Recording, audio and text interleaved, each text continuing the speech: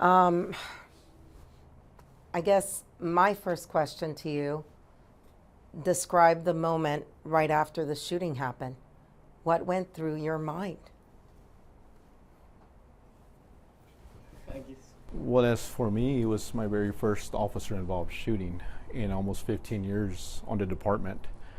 So the first thing that went through my mind in that moment was trying to process the shooting itself right after that moment. Okay. And for you? Directly afterwards, and when you say after, is it going down to the headquarters or Like, as soon as the shots were completed? As soon as the shots were completed. My initial reaction was to make sure we got inside and just try to preserve life. That was my objective. As soon as we got inside, I mean, I don't know how else to explain it. I rushed in. Everybody was taking their time putting gloves on, and I didn't care about that. At that exact moment, I was more worried about making sure that, regardless of what had happened, that we can still preserve her life, because she's still a person. I mean, that's what happened for me immediately afterwards. Then a couple minutes passed, that everybody started being able to work on her, and that's when I was able to step away, prepare myself a little bit better, get gloves on, clean my hands, get gloves on, and retrieve more medical equipment. That was my immediate action after the shots, to answer the question. For me, it was along the same lines. I remember immediately thinking, like, dang, she really made me do this. Because, I mean, it's pretty evident police officers don't go to work wanting to gun down people. We're forced to do that when we're faced with a deadly threat. It's what we have to do to go home. And so my immediate thought was, dang, she really made me do that. And then I remember watching everybody go in, and I immediately thought, okay, now we have to go, provide medical attention. Doesn't matter if she just tried to kill us, tried to kill other officers, we have to save her life. It's like the number one thing that police officers are trained to do, and it's why we become police officers, or that's why we became police officers. So that's why I hurdled over the railing and tried to put on some gloves, and there was plenty of cooks in that kitchen working on her, trying to save her life, and that was the two main things that I remember thinking of initially. One of the things that I try to get across is within the department before is that we go through firearms training throughout the academy, and you do that training throughout the academy, but at our yearly in-service, we really don't do any training as far as moving threats. So all of our firearms training is everything stationary, a standing target. And so I remember trying to stress from before the shooting that I think we need some of that training throughout the academy, because one thing I know, kind of going back to your question, the thing that I remember is automatically becoming in survival mode. Like, I have to fend for myself in this moment, having to make this split-second decision. And the unfortunate thing about that is that survival mode never went away. It lasted for almost 2.5 years after that. What have the last few years been for you? Watching all of this play out on TV, everybody having opinions, and at the end of the day, you're the one that had to sit in that courtroom and defend yourselves. I smile just because last night I went around the city for a late night bike ride at almost 1 a.m. I was stressed, not from no longer having stress. My whole life was in a perpetual state of stress. My son, at the time this incident occurred, was 6-7 months old. I remember getting a call from the cleat attorney asking me, hey, just come and turn yourself in. And my heart sank to my chest. I was so confused. I walked upstairs. My wife was bathing her son, and I had to look at her and my 6-month-old son to tell them that I'm gonna go get arrested. And the whole reason in that moment when I made the decision to protect myself that night, that was one of the last things I thought about, was going home and seeing my wife and my son, and living in that constant state of fighting to be there for him, being able to make sure he grows up to be a good man, a good member of society, all those things to guide him in that right direction. I lived in a constant state of fear, not knowing if I was going to be there for him or not. And that's what I've had to live with for the past 870 something days. And you know, everybody has their opinions, everybody can say what they want, which is perfectly fine. You have the right to do that. But that was probably what kept me going, that kept me strong. Definitely got a lot closer to God. There wasn't a time that I didn't ask for a sign and I didn't get it. And I, just like anybody else would have faced this, I would hope head high and confidently, because we like Sergeant Flores said, we were trained to do things the way that we're supposed to do them. And that night, I was completely oblivious to the fact that if we did anything wrong, because I didn't feel like we did anything wrong. And, you know, having your whole world turned upside down like that it was a rough one to get through, but we made it through. And thankfully we had a lot of support along the way, and a good support system just all the way around. Same for you. I mean, you've been watching the news. Sure. You've watched the coverage. Absolutely. One of my biggest prayers has always been for these last 800 plus days is that the right information, the facts, and the evidence be out there, not only for ourselves, for our community, but also on behalf of Melissa Perez's family, because I don't doubt that there was some misinformation passed over. So going into trial, I mean, nobody wants to go into trial. That's one of the most scariest things, especially when you know that you did your job. There are just too many risk factors as a supervisor that, hey, we're just going to walk away. We're just going to delay an arrest. I think federal rulings as well as this criminal case prove that we had all these circumstances. But going back to your question, I believe that going into trial actually presented that where all this misinformation and false narratives were absolutely eliminated, because all these things that were said about us made us out to be these monsters that we're really not, because of these stories that were running around. And for you, same thing, watching the coverage, what were you thinking when you're seeing this? This is you. This is not some guy that you went to arrest that's now up for trial. This is you. For me, it was a little different. Maybe it's because of my, I guess, personality. I remember being extremely upset at the rhetoric and the false narrative that was being put on display against us. Like they said, we were portrayed as these monsters, as these terrible men in uniform who, gunned down this woman in her apartment, and that's maybe 0.5% of what actually happened. And all that misinformation allows people to form an incorrect opinion, because everyone in this free country is entitled to an opinion. But I believe that in order to form an opinion, you might need all of the facts. And so, having this rhetoric put out there that we are these evil men and we need to be held accountable, with absolutely no facts was really difficult for me and my wife. I've always been the kind of person that I don't really care what other people think. My wife is the complete opposite. She cares a lot about what other people think. And so it was difficult for me seeing her struggle with the fact that, she sees me, and I hope she sees me as this perfect man. But she sees me as a perfect man, and to her, the rest of the world sees me as this evil monster. And it's difficult for her to accept the fact that, that's not true. And so that's what was really tough for me over the 29 months.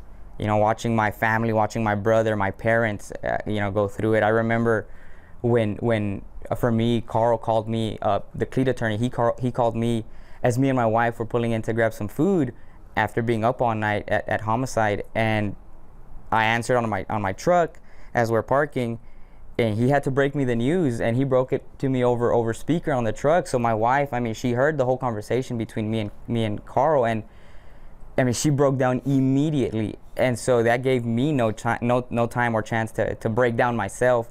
Having to hold, one of us has to hold it together, and so he told me he'd call me right back, and I had to call my brother, who happened to be working in Canada at that time, and he had to, his world was also flipped upside down, having to fly back down, and it was just awful.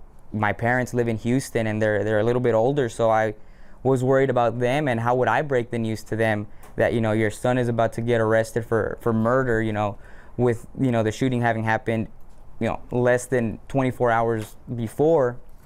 And so I had to coordinate all of that. Thankfully, I have incredible friends and incredible family members who were there to support us when we had so many people kind of turn their back on us, like Danny Diaz turned his back on us, things like that. It was good for us to or at least for me to have family to be able to be there for my parents when I had to break the news to them. So it was tough having to go to court once a month, and every single time it would come up, it was the same thing over again. Officers, bad officers do this, evil officers do that, and it was just difficult for me to watch my family's name get dragged through the mud without all the facts being out. Once the facts were laid out on display, I mean, that's why we got the right and just verdict that we did. You touched on the training. Do you think policy and training were followed that night? And what do you think needs to change? You touched upon it a minute ago. What do you think needs to change, and was everything followed? For myself, absolutely. We followed everything according to policy. There is no doubt in my mind. Myself, along with 12 other officers, 2 other supervisors, you get almost this sixth sense when you're out there. I did patrol for 10 years, and as a detective, I was still out there in the streets. As a supervisor in the streets, you almost get the sense when you know that if you're going to leave a scene with so much going on, what would the story be like? What would that storyline be?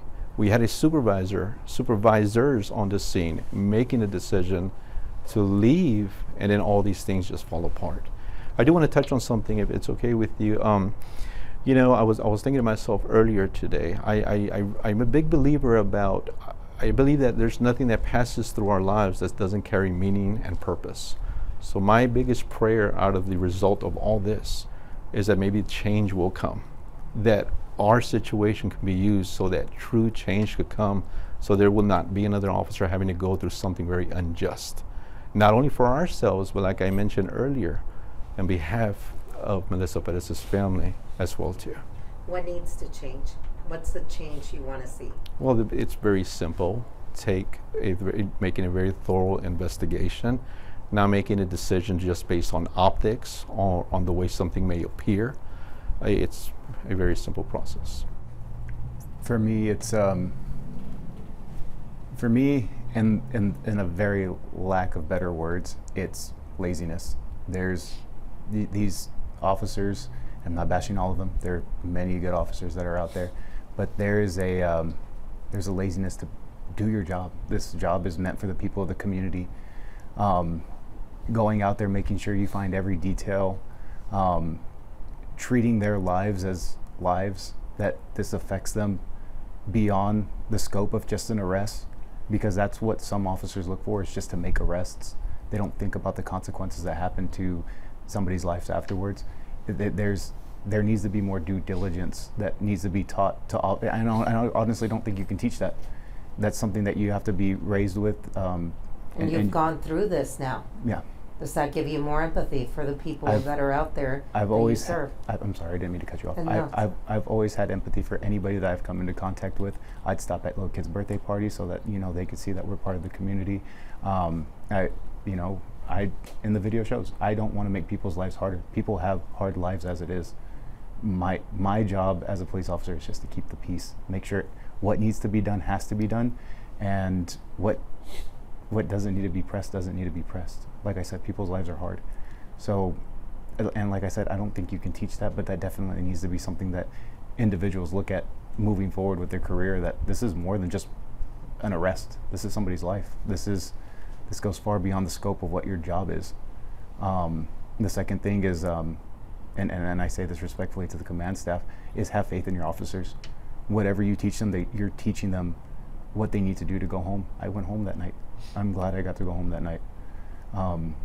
And not be afraid to stand by your officers. When you teach them so many hours of TCOL, tactics, everything else, and they go out there and do the job that you showed them how to do, have confidence in them. That's what I think needs to change, is not be so quick to be judged by what everybody else thinks or says, is to stand firm in what your practices are, and being by the ones that are going out there every night, fighting to keep the city from, like Lahud said, going to Gotham. And for you, was policy and training followed that night, and what things need to change so we don't see another case like this? Policy was followed that night. It's clear cut. It's very black and white. Policy was 100% followed that night. I think, to kind of piggyback off of what Nate said, it's, have faith in that your officers are doing the right thing. I think Nico said it pretty clearly during trial. Do what's right, not what's easy, and that carries a lot of weight. You have people in positions who have a lot of authority, a lot of power. The upper echelon, the administration, they have a lot of power and authority when it comes to training and making decisions that affect individual officers and their families. And they chose to do what was easy, which is, throw them to the wolves, lock the door, and best of luck to you. But they didn't do what was right. They chose the easy option, and it reflects on the kind of person and character that they are. And that can be said about so many people who made those decisions. There was a laundry list of people whose names were checked off when making this decision, and they failed to do what was right. They just did what was easy, and they wanted to use us as scapegoats and say that we needed to be held accountable. But who's holding them accountable for not doing the right thing? Like I said earlier, Danny turned his back on us because that's what was easy, not what was right. The same thing with the decision, the rush decision to judgment. That's always the easy option. It's always super easy to just kind of kick somebody out and lock the door on them and be on your way, but it's not what's right. And I think in order for change to happen within the department, that mentality, that culture needs to change. And I say that having so many incredibly great friends on the department. Some of the best friends I have here in the city of San Antonio are police officers to this day. They're great officers. They deserve better. This department, this city is beautiful. I'm from Houston. This city is wonderful. I chose to apply to SAPD because, and not knocking on HPD, I believe the SAPD was better than HPD. And so I came here, and this is where my son is going to grow up and hopefully have a wonderful life. So I believe that the city of San Antonio has an incredible potential, an incredible culture, wonderful people, and it sometimes doesn't reflect adequately with the way the police department is doing its practice.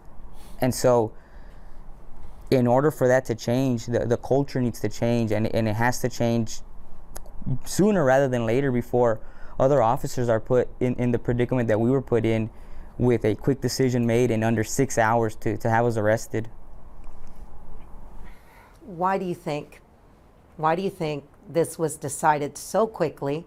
Why do you think they went to the DA's office so quickly? Do you feel that it was very quickly? Obviously, I'm going to answer that for you. You do. Why do you think they decided so quickly to charge you? Well, when we were called to turn ourselves in, the first thought that I thought about, there's just no way. As a detective, I process crime scenes, so I knew there's just no way in the world that they were able to process everything, especially and an officer-involved shooting in a very short period of time. I'm not sure if they were just thinking, well, we'll just deal with it later on. I mean, it just, the optics look really bad. I'm sure that they're going to end up finding them guilty. I mean, convict these officers? I don't know. The only thing that I can think of is just the way it appeared. And I'm glad and I'm happy that the trial actually brought all the evidence and all the facts to disprove what, on the way that it did not appear. That makes sense, you know. For me, I like I said, my world was turned upside down initially that day. That rush to judgment was what I assumed was that section, that department has everything they need. From, when I say everything, there's this, we're police officers, everything is documented. So first thing I assumed was something so egregious happened that I was unaware of, that it just, I mean, I would trust them that they were doing the right thing as far as calling us, that they maybe knew something that I didn't know. It wasn't later on until the speculation of politically driven motives were the cause of that. But I mean, I just couldn't, like I said, I couldn't really grasp the understanding of that, other than something that they knew something I didn't know.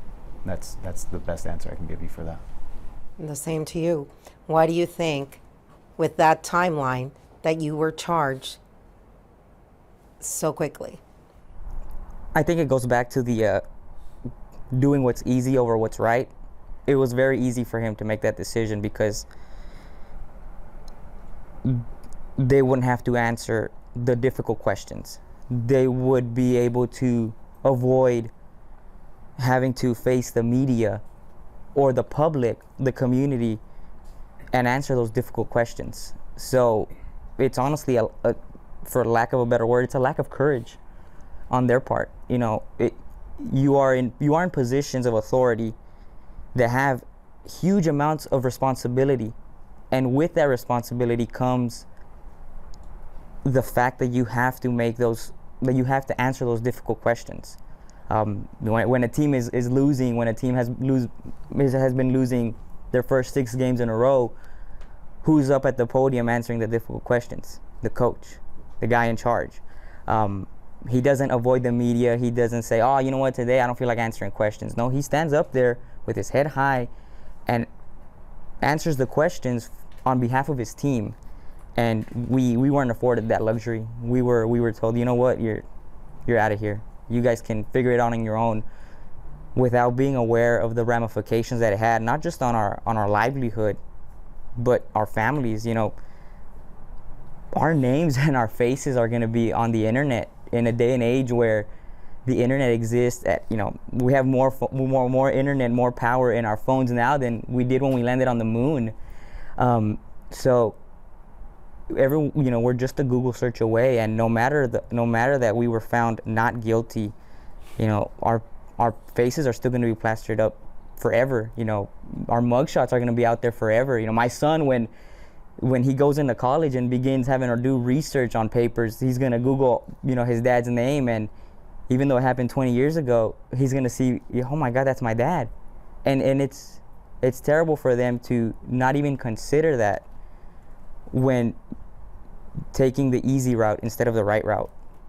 And if I can add to that, with all that Google search and all those stories that will be out there, will be with all the misinformation. And that just doesn't make it fair. It doesn't. So let me ask you about that. I mean, what does the acquittal mean to you? Well, for me, the biggest thing, like I mentioned, one of the things that were going through my mind, if this case were to be dismissed before trial or to be thrown out or that kind of thing, well, it wouldn't present the opportunity for all the facts and the evidence to be out there. I mean, 21 days of trial. I mean, our defense team did a very, very great job in being very thorough. And while I'm in there sitting in trial, I'm thinking to myself, some of these theories that are being brought up about it's okay to use deadly force against a police officer if they're trying to unlawfully arrest you by entering into your residence. I'm thinking to myself, as a supervisor, as a sergeant, what are all these supervisors having to tell our patrol officers at roll calls? Are they having to convey? You may not want to, they can use deadly force if you're trying to make an arrest. So all these things are kind of going through me.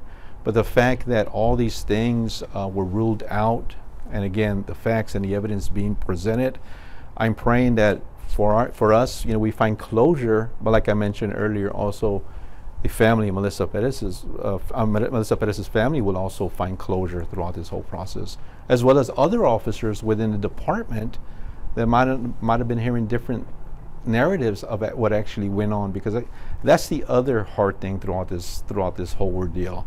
There are just stories circulating as well throughout the department of things that happened that didn't happen, and that's hard in itself too as well. For me, what this acquittal means is it's definitely it's an opportunity to learn from this, because there's so many things that can be made better, from policing to crisis intervention. Yes. There's so many things that can be taken away from this, and that's like how this has been going is, from how policing is done, the investigations being thorough, as to how to respond to certain calls. There's so much learning opportunity that comes from this. But for me, what the acquittal means most is that I get to get back to my life.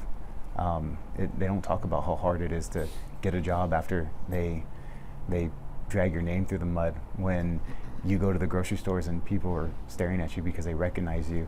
I'm a 6'1" individual in San Antonio, but I stick out like a sore thumb. It's not, and I grew up on the South Side, so everybody knows my family on the South Side, knows me. They know who I am. They've always said that I'm a good person, everything else like that. But from one day to the next, I felt like the world changed on me, and now I feel like I can walk back out in public and not be scrutinized or demonized by everybody that I come across. But there's so many things that this means to me, and those are just a few of them. Okay. Same thing. What does the acquittal mean to you? And you just hit it on the nose. This will live forever on the internet.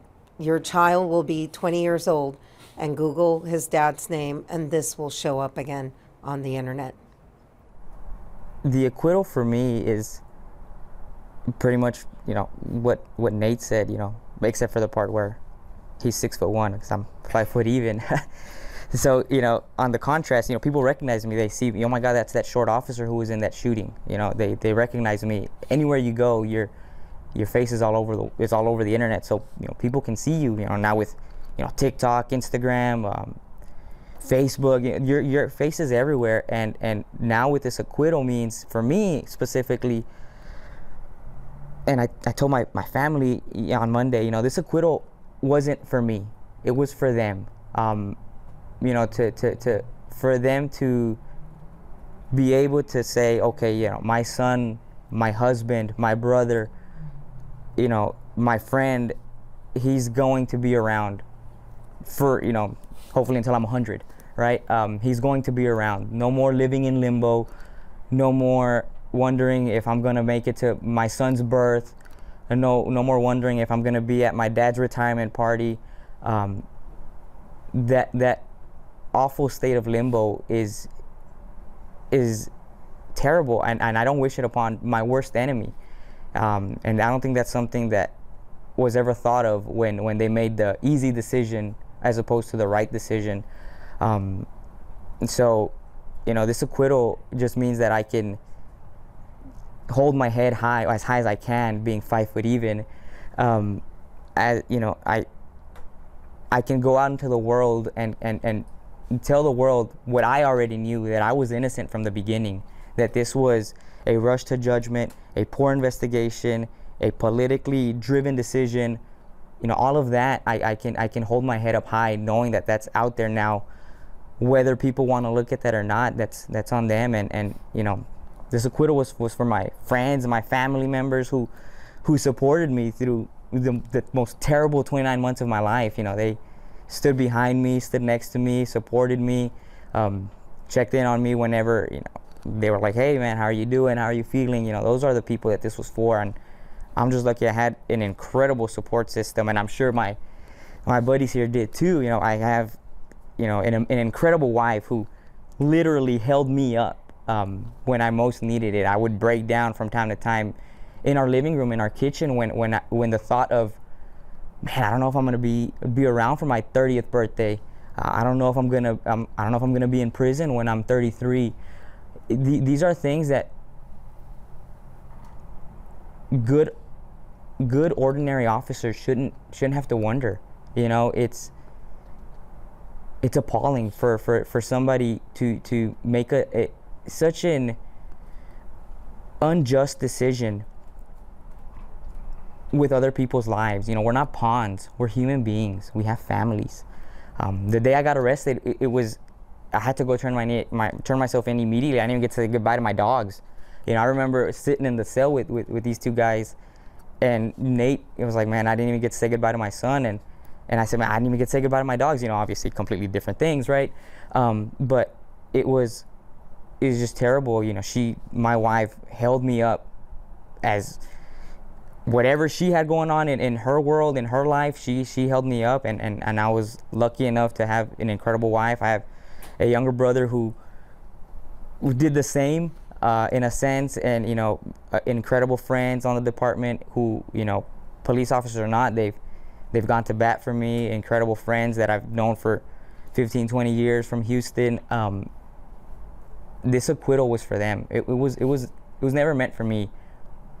I knew I was justified from the beginning. It was for them. Absolutely. And I go back to saying it would have been just a few simple words from our leadership. We have an initial investigation in this officer-involved shooting. That's all.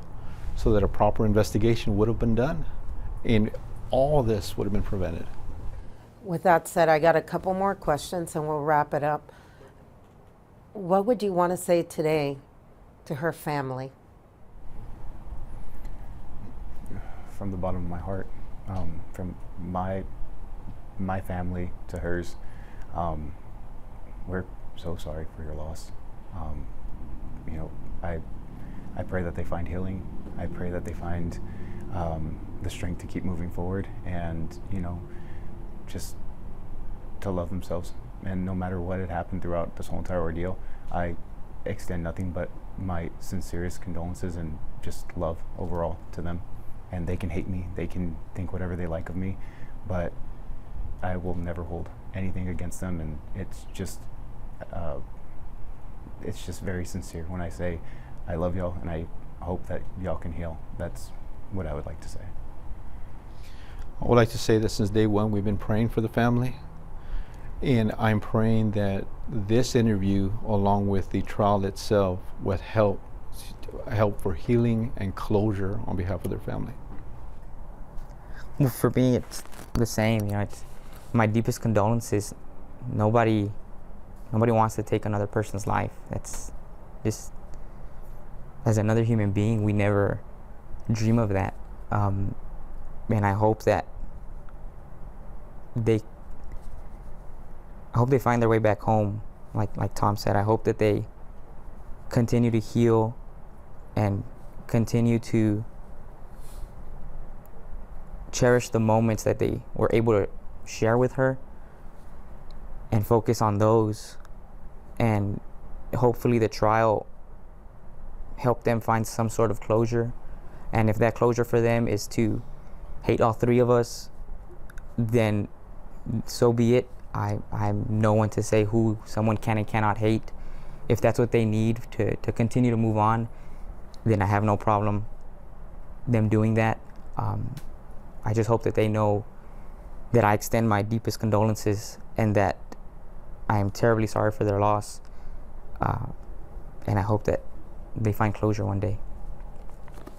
Do you want to go back to SAPD? That's a tough question.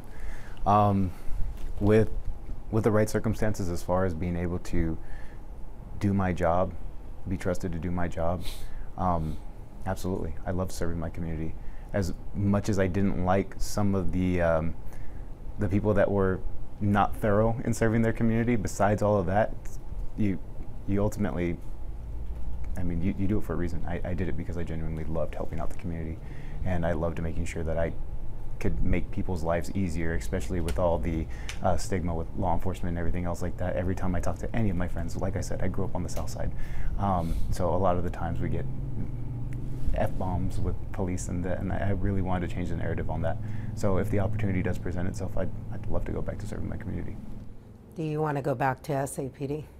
Being 2 days after the acquittal, it hasn't even crossed my mind. I think I'm just trying to process everything in, and more importantly, process the incident in itself. Because like I mentioned, the morning that we woke up after the incident, we had to turn ourselves in.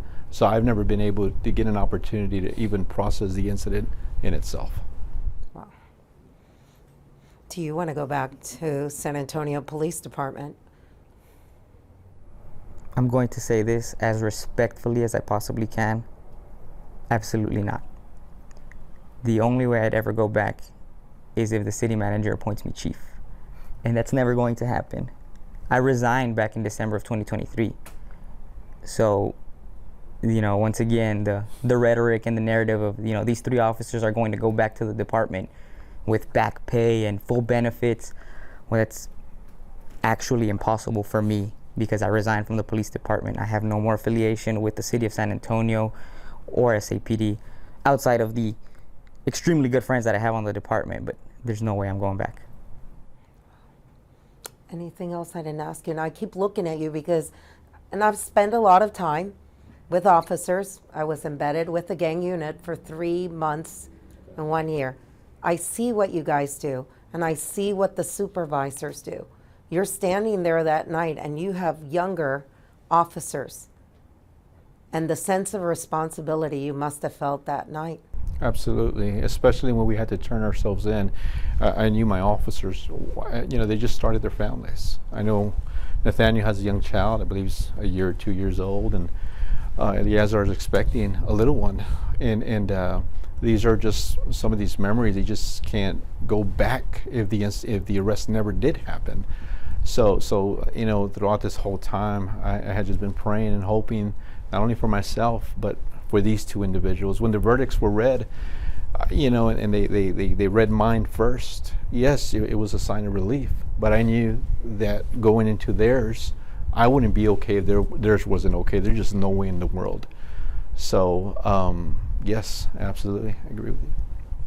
And you want to say anything about your attorneys? Because I know what we were all saying when we saw the attorneys, who they were. Not everyone can afford to have this type of attorney in their case. What do you have to say about them? If you don't mind if I begin with that one.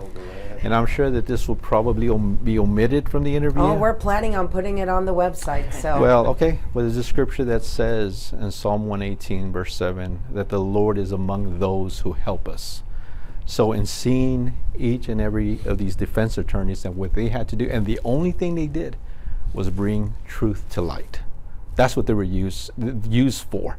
Bring all the evidence, the facts, and the truth. And seeing that, I couldn't be more honored than to have the defense team on our side. Same to you. He couldn't have said it better than myself, but this firm, this group of people have taken me in as if I was their own.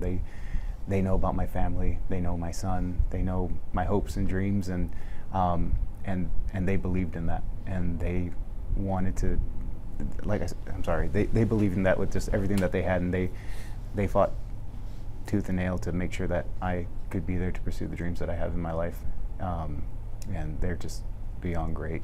It's one of the most memorable experiences I'll ever have in my life, being able to sit beside them and watch them do what they do so well. Same to you. Yeah, one of the first few things that Ben told me was, I'm not gonna let anyone hurt you. And that was kind of his little motto that he would tell me. I'm not gonna let anyone hurt you. I'm not gonna let anyone hurt you. And he took sort of a kinship to me, and he always calls me his little brother, despite our age gap. And him, Mario, Jacob, Alex, they were absolutely amazing. I've told this to them so many times. As tragic as this event was, I'm so happy I was able to meet meet them. They are just some of the most incredible people. Same with Nico and Jay. You know, these are people that I would probably never meet, and I was blessed enough to have encountered them under unfortunate circumstances. You know, Tom, you know, being Canadian, I don't think I'd ever meet Tom. Same with Christian. I don't think I'd ever come across these amazing, incredible individuals who, you know, they love to say how great police officers are, but, you know, I think they deserve a pat on the back too. I mean, they are absolutely the best at what they do, from top to bottom. You know, Tom, Christian, Nico, Jason, Jay, Patrick, you know, Ben, Mario, Jacob. They're just incredible human beings who have a special place in God's heaven. They are just some of the most incredible human beings one could ever meet. And Alex. God forbid I forget her, Alex. Yes. So anything else that I didn't ask you that you want to include in here? I think I've said everything I needed to say. I appreciate it. Thank you for your time. I appreciate you. Are you hoping and dreaming again? A little bit. It'll slowly come back, but it's like a second lease on life. I mean, I don't know what I want to do yet, but I know whatever I want to do, I can do it. As a former San Antonio police sergeant, but also as a human being, the only thing I'm asking is leadership out there in the department, do what they have to do to make sure that this kind of thing doesn't happen to our future generation of police officers. We don't deserve this. Anything you want to say to Chief McManus? Just the leadership. Okay. Anything I didn't ask you that you wanted to add? No, I just want to point out, you know, how incredible my support system has been through all of this. And I received over 100 text messages on Monday, and I tried to get to all of them. I think I did my best. But, you know, my support system knows who they are, and I am so incredibly grateful for them, and I will never cease to stop thanking them for that. You know, they're going to be in my life forever as my support system, and I'm just incredibly grateful for them. All right. Well, we're good. You sure nothing else you wanted to add? Only thing to piggyback on what Alejandro said is I just want to thank the community, everybody that's been behind us the whole entire way, not just our families, but most importantly our families. We thank y'all for trusting us. It means a lot to stand with people, even though the current opinion isn't in their favor. So for those that do stand behind us and support us, at least from the bottom of my heart, and I can imagine they would attest as well, thank you. It means so much, and it makes doing our job a whole lot easier.